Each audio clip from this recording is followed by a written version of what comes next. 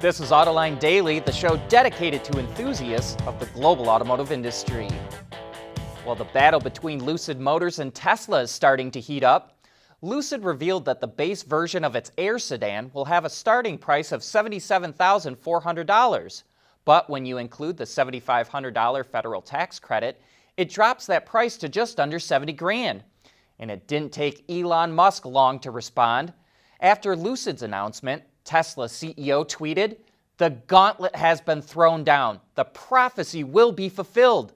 Model S price changes to $69,420 tonight." That undercuts the price of the Air by about $500. But Tesla still has some breathing room before the base Air sedan hits the market in 2022. Lucid is first launching more expensive models in 2021.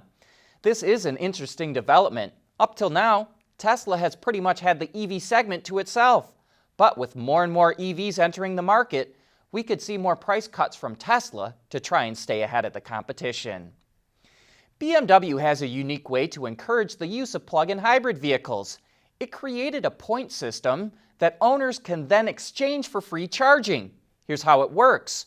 A point is awarded for every kilometer driven in pure electric mode. Double points are given out when traveling in green zones, which are areas that don't allow vehicles to run on internal combustion. The points are collected automatically via the My BMW app. 1,250 points is the equivalent of a €10 credit, 3,000 points equals €25, and 5,800 points is €50. The service is only available in Germany, the Netherlands, and Belgium right now, but BMW will roll it out to other markets throughout the remainder of the year. When Ola Källenius, the CEO of Daimler, announced that the company is going to slash costs, including R&D, we wondered if Mercedes-Benz would continue its involvement in Formula One. After all, Mercedes could probably save $300 to $400 million a year if it dropped out of F1. But Källenius just gave his full-throated support for their Formula One efforts. However, he said they are going to cut their F1 costs in half over the next 3 years.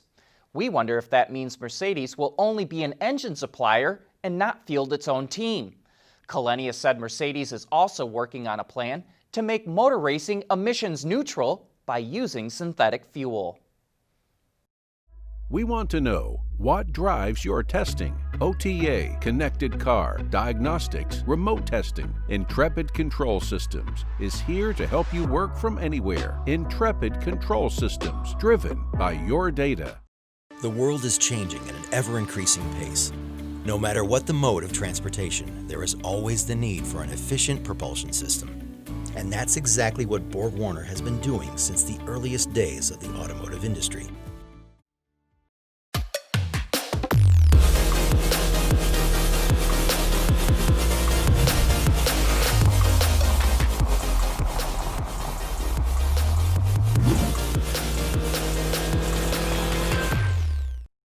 We know that rules and regulations are in place for a reason, but sometimes there's little stipulations in there that make absolutely no sense and keep us from having things that we think are cool.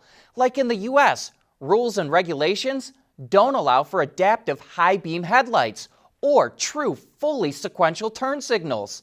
And newer lighting rules in the EU have banned the use of illuminated hood ornaments. It's believed to be part of a wider crackdown on so-called light pollution. And this is particularly impacting Rolls-Royce, which has offered a light-up version of its Spirit of Ecstasy for 4 years now.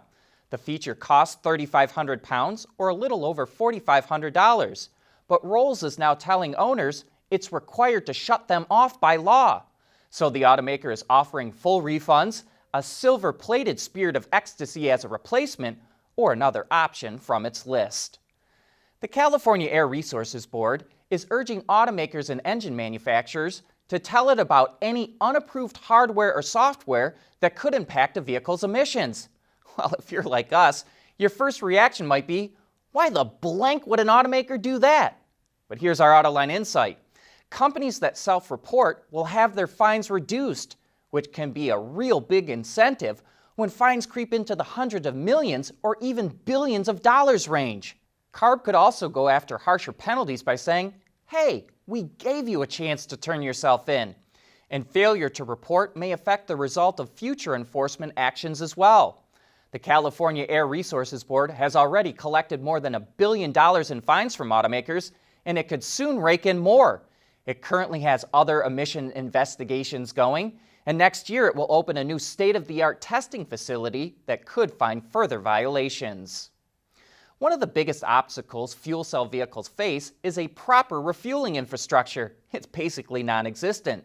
So to help kickstart that segment, Japan announced plans to develop a hydrogen fuel cell supply chain by 2030. And at the same time, Toyota and 8 other Japanese companies formed a committee called the Japan Hydrogen Association to promote the creation of a hydrogen supply chain, as well as global partnerships in the hydrogen segment. While there's many skeptics who question the viability of fuel cells, it seems like every other week more and more companies are investing in the technology. Elon Musk says autonomous vehicles don't need Lidar, but almost every other automaker in the world that's working on AVs is going with Lidar. And Innoviz, an Israeli Lidar startup, says it's coming out with a new unit that will slash the cost of Lidar by 70%. While it did not say what its new unit will cost, Innoviz hints it will be under $500. And what we found significant is that Innoviz already makes solid-state Lidar, so that 70% cost reduction comes from a lot of other improvements and not from switching to solid-state. BMW already uses Lidar from Innoviz for hands-free driving on the highway, and presumably will use the new unit when it becomes available in the third quarter of next year. Autoline Daily is brought to you by Bridgestone Tires, your journey, our passion. Intrepid Control Systems, over-the-air engineering, boost your game. And by BorgWarner, propulsion solutions that support a clean energy-efficient world. Design and manufacturing teams are often at odds over styling. Wild, dramatic designs look cool, but building vehicles like that in high volume is a logistical nightmare. That's why the production version of a vehicle isn't as expressive as the concept. But on last week's Autoline After Hours, Ken Sheridan, the manufacturing leader of the Acura TLX, told us about new manufacturing techniques the company is using to make that car more stylish. So if you look at the styling lines on the hood, it has a first-time apply sharp edge technology for us. So we were able to take advantage of some of our equipment that we have in-house. So we have a high tonnage stamping servo press that we can start getting into stamping these complex shapes onto that sharp edge hood. Or this is the first time in our factory that we've been able to do aluminum fenders with some of those complex shapes. Or if you look at the back of the car has those really deep hips that come out. So this is the deepest drawn SPO that we've ever done in high volume manufacturing. So back to your question, when you talk about, usually when you get to that clay model of those first concepts of the kind of stuff that Jason's dreaming about, a lot of times the manufacturing side has to push back and say, we can't do that.